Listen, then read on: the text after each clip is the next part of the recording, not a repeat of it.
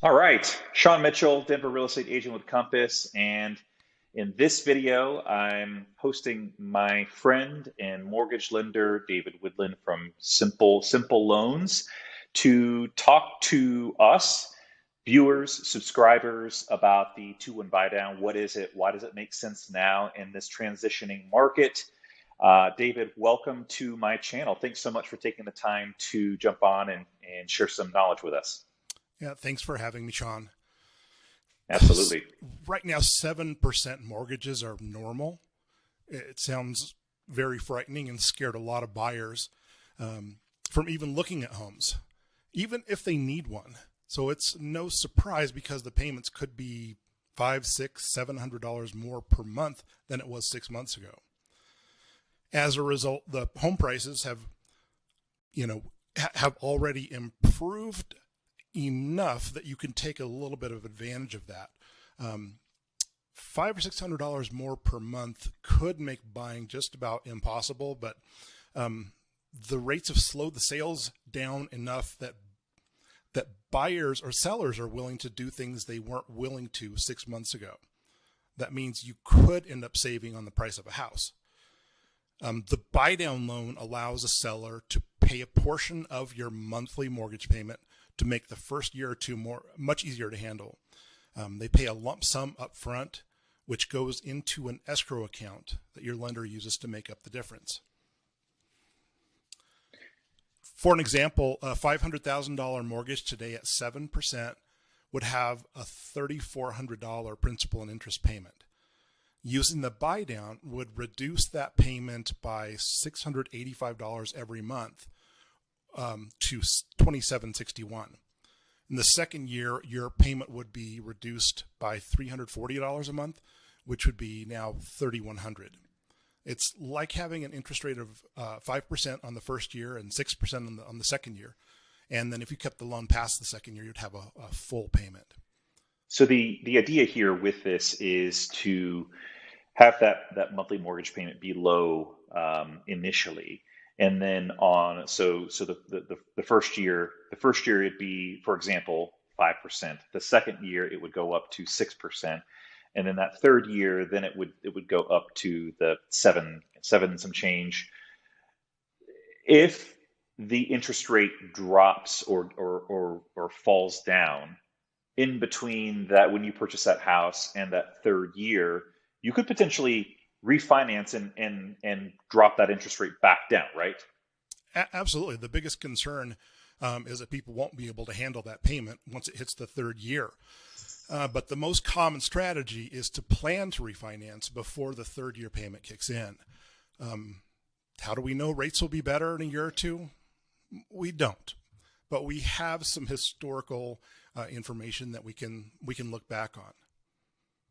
I think it's important to keep in mind that as a lender, you're going to qualify that buyer at that current interest rate today. So theoretically, the buyer should be able to afford it. However, the first couple of years it will be lower than what it will end up at that third year, right? That's right. We qualify based on the full, whatever the current interest rate is. So you should be able to handle that payment after year three. Doesn't mean you're going to like it. So yes, in theory, the rates go down sometime between now and when that third year payment kicks in, and you don't have to wait. There's no prepayment penalty on it or anything like that. In fact, whatever is sitting in the escrow account is yours. So you could potentially even get a refund from that buyback money.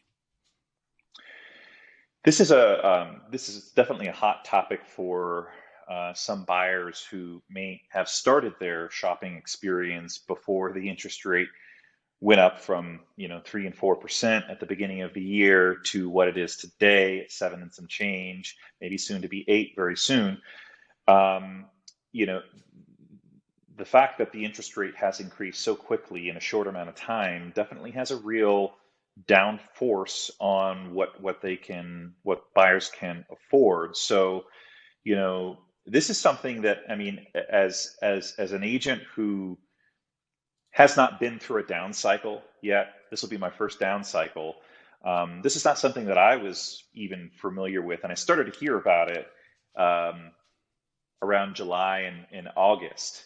Sellers and listing agents starting to promote this 2-1 buy down. So though the interest rate doesn't stay at that reduced amount, it can get you into a house that, you know, if you're looking and you need to get into something sooner rather than later. Um, it can help you, but you know, just know that monthly payment will eventually go up, and not to overextend yourself in between when you purchase that house and when that full interest rate goes into effect. Right. For some people, just getting into the home is what matters. And they have expanding careers and increasing income. And sometimes the 2-1 buy down is just enough to get you, you know, comfortable with making that payment and you know, budgeting around it, preparing for that higher payment in year 3. I've got a buyer right now who's got a pretty limited budget. In fact, I just found a house that I think may work for her that's coming soon. So it's not yet on the market, and her budget will fit into this if we can get some additional help, either by the seller contributing towards a 2-1 buy down, or, you know, one thing that we don't necessarily need to get into, but is also another option, is the seller contributing towards the buyer's closing costs. So that's kind of an alternative. And maybe we should talk about that, because they are kind of similar in how they impact the buyer. So talk about you know, let's say a seller concession. Seller gives buyer a specific amount that can be put towards a 2-1 buy down or closing costs. Exactly. There are many different types of loans, and they each have different allowances for how much a seller can contribute. The least amount is 3% and the most is 6%. So 3% can do a lot. It can fund the buy down plus maybe a couple of other things in the closing costs, or it can even pay to buy the interest rate down permanently. So you can use those as what we call points in the industry, points to buy down whatever your rate is. And instead of having a 2-1 buy down, maybe you have a 5.75% interest rate that's fixed forever. So that's another good way to do it.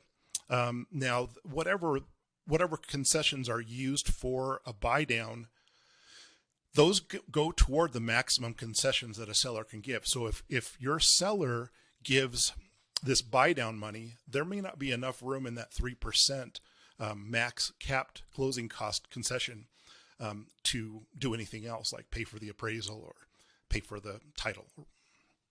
Yeah. Okay. It's really interesting, and it does give a little bit of hope for some buyers who are really having a hard time, maybe because of limited budget, or maybe limited geographical area.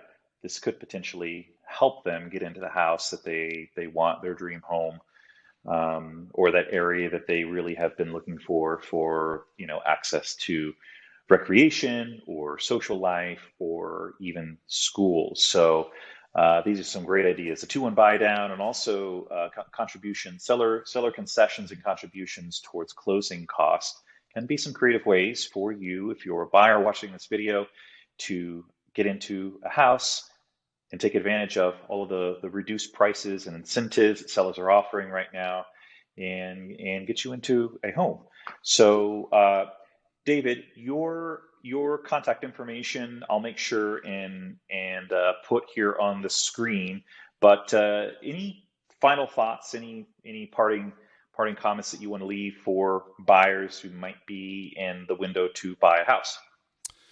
Well, there are a few things. The first is that the buy down can be used on all kinds of loans. So it could be an FHA or a VA, a USDA loan, or a regular conventional loan. It doesn't really matter. So it's not limited to one product. And the next is, you know, do a little bit of hunting around, talk to somebody who understands, you know, all of the possibilities, because there may be something that's just right for you. Maybe you live in a little bit more rural area And you could do a USDA loan where your rate gets bought down by the seller and you get 100% financing and even have a little bit left over that you can finance for energy improvements like putting up solar. Awesome. Okay. Well, David, thanks so much for taking some time to explain to the viewers what a 2-1 buy down is. Definitely helps me better understand it and present it to my clients and hopefully for those watching. Thanks again, and hope to have you back on very soon. Thanks so much, Sean. It was good to be here. All right. Talk to you later. What are your thoughts on this? I'd love to hear in the comments down below, and if you're new to my videos, please consider subscribing and hitting the like button. My name is Sean Mitchell, Denver area real estate agent with Compass. Thank you so much for watching, and I'll catch you on the next video.